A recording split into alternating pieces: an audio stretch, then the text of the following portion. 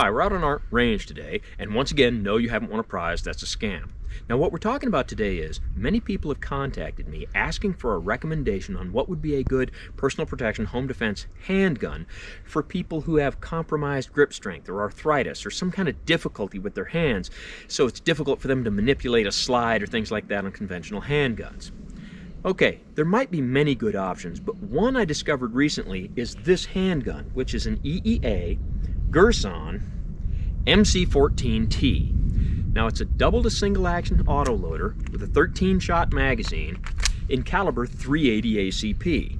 And the first thing you might notice is it looks a little big for a concealed carry type of .380, but it's still smaller than a full-sized handgun. You might think, why would this be a good choice for people with compromised hands?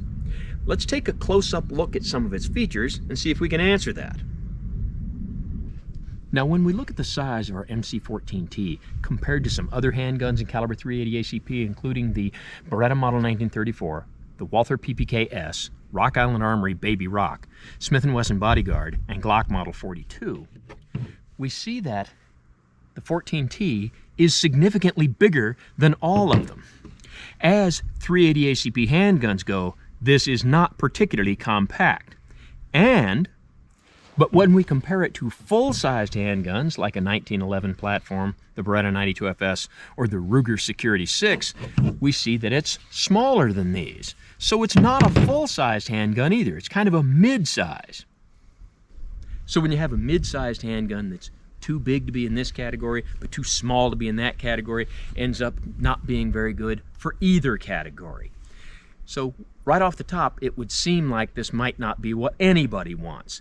However, this pistol has some features that I think will work out pretty well. Let's take a close-up look at them. Now let me show you some of the features of this handgun. First, I have an average to above average sized hand, and you can see that fits my hand really well. It is not a tiny grip. Although not a full-size gun, it's still fairly good sized and relatively heavy. .380 ACP is not a particularly powerful handgun, but when you put it in really small handguns like an LCP or a Smith & Wesson Bodyguard, you can get a lot of recoil. The size and weight of this and the size of the grip should tame that recoil. It also has a 13-shot double-stack magazine. Now, it's a double to single action autoloader, and it has a manual safety, so you can engage the safety, deactivate the trigger, or you can cock it, engage the safety, and carry it in what we used to call condition 1, like a 1911, disengage the safety and fire. An interesting thing is, although this is a double action, it does not have a decock lever. But the real selling point of this gun, as far as people who are compromised, is this button right here, which you push this direction. The Popup Barrel.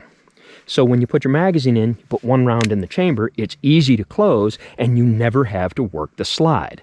This is the real selling point of this firearm as far as people who don't have the grip strength to manipulate the slide. The idea of a pop-up barrel is nothing new. This Beretta Model 21A is a pop-up barrel. And you just put the round in there, and then when you want to unload, just dump the round out. However, guns with pop-up barrels are typically 22 long rifle, in this case 25 ACP, and sometimes 32 ACP. They're also typically very small guns with single stack magazines. There may be other pop-up guns in larger calibers, but this is the only one I've ever seen in a caliber larger than 32 ACP. Being a .380, it gives you a little bit more power. And it's not a full-size gun, but it's a bigger gun with a 13-shot magazine, what I would call real sights, and a real grip. So for a lot of people, this might be the right gun. However, the proof of the gun is in the shooting. Let's go to the target. So I have a target set up, and I'll go back 20 yards, and I'll shoot this with the MC14T, which I have loaded with Remington Green and White Box 380 ACP 95 grain full metal jacket round nose. Now, an important thing here is that today is the first day I've had this at the range. I have not fired this handgun yet. So let's see what kind of results I can get with it.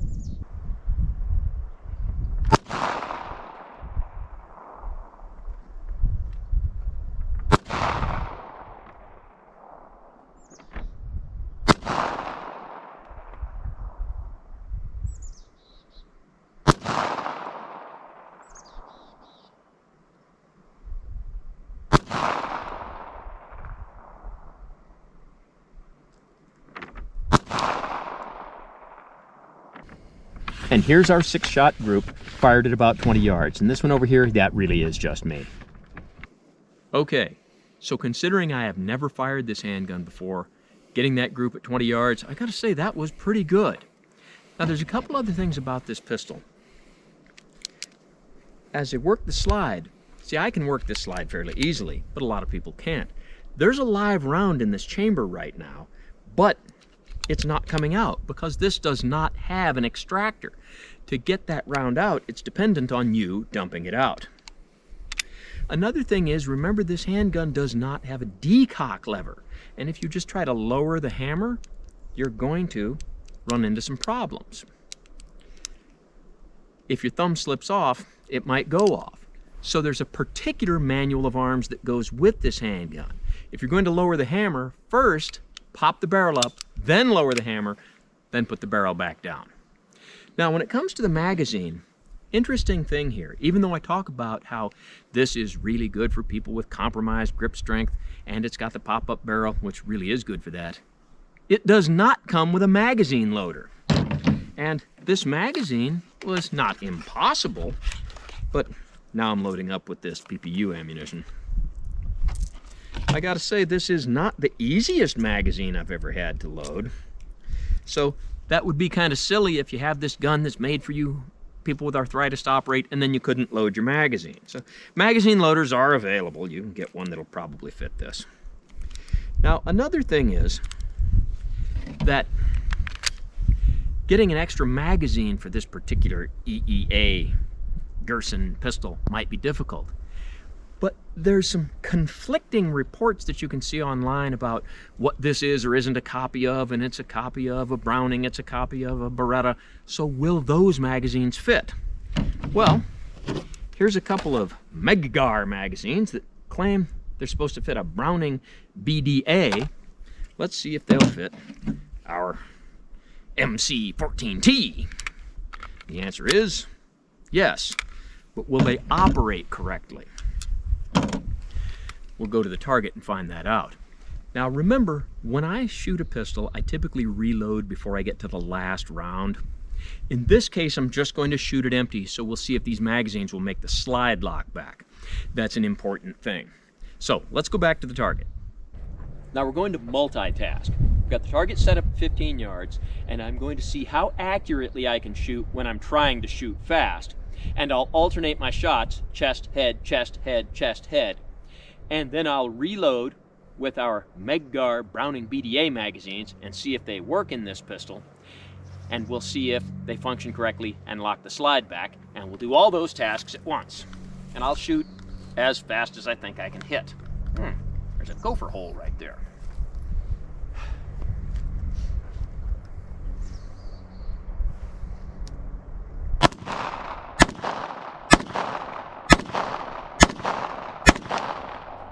And we have a malfunction.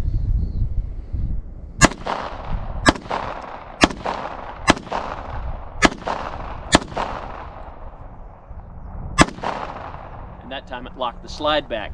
You may have noticed that I instinctively reached for the magazine before I was out. I had to remember to go empty.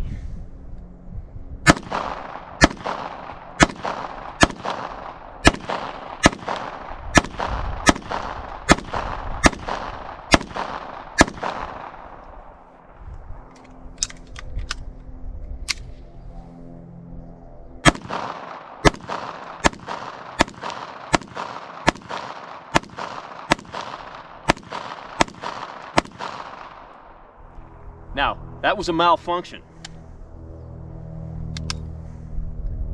And what it did was it actually locked the slide back, even though there's still one round there.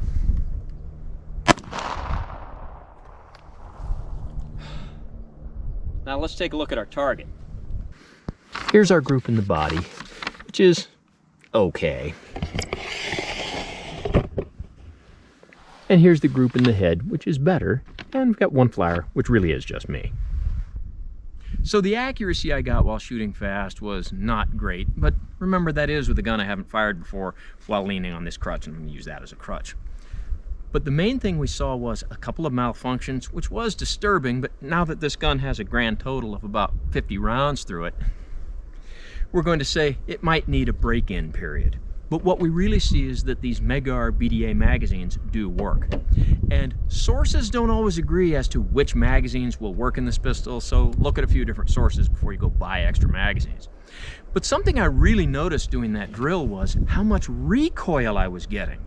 Not that it was what we'd call a lot, but it was a lot more than I expected for shooting a 380 out of this handgun. So although it's something that will work for people who have compromised hands, if you're looking at something that's really light recoil, this isn't it. Now, there's one other thing I want to cover, which has a little to do with the gun, but really more to do with 380 ACP ammunition. Let's take a look. I want to briefly discuss 380 ACP ammunition. We have several presentations on different types of 380 ACP. I don't want to rehash that, but there is one point that I want to make. Now, when you're talking about handguns for personal protection, if you were to buy ammunition in caliber 9x19, there's a lot of good ammunitions out there. In 380 ACP, there's some that are good and a lot not so much.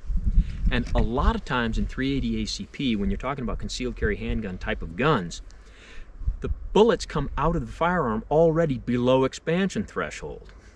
Now, the longer the barrel you have, the greater velocity you'll get up to a point. But guns like this Smith & Wesson Bodyguard, this has a 2.5-inch barrel. And I have it loaded with Remington Green and White Box 380 ACP 88 grain jacketed hollow point. And I will shoot our favorite target soda jugs from a distance of 7 yards, and let's see what kind of expansion I get.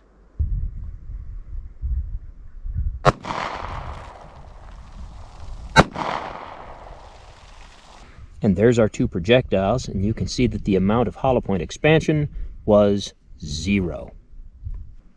Now we have two new soda jugs set up, and I'll shoot these from 7 yards with our MC14T. But instead of a 2.5-inch barrel, it has a 4.5-inch barrel. Let's see if that's given us enough more velocity that we get hollow point expansion.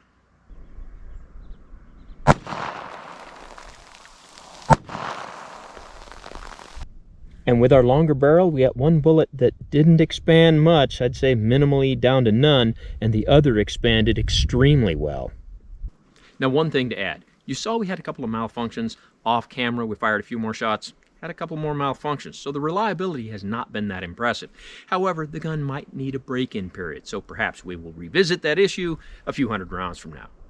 So the takeaways from all of this, we saw that the accuracy was very impressive. What I call the user-friendliness of it, very impressive. I also noticed that the recoil I got was not excessive, but it was more than I would have expected from this gun. We also saw that when it comes to 380 hollow point ammunition, some does not perform very well in a short barrel, and having a longer barrel can sometimes help that performance, and I guess sometimes not. Choose 380 ammunition wisely. The real bottom line, though, is that this is what I'm going to consider a really niche gun. There's certain people for which this is going to be great and others for which it's not. Now, is it the right gun for me? No, not at all. Is it the right gun for you? I'm going to say that if you have some problem where your hands or your grip are compromised and you buy a magazine loader, this may very well be the right gun for you. You be the judge. So as always, don't try this at home on what you call a professional, and thanks for watching the MC14T review.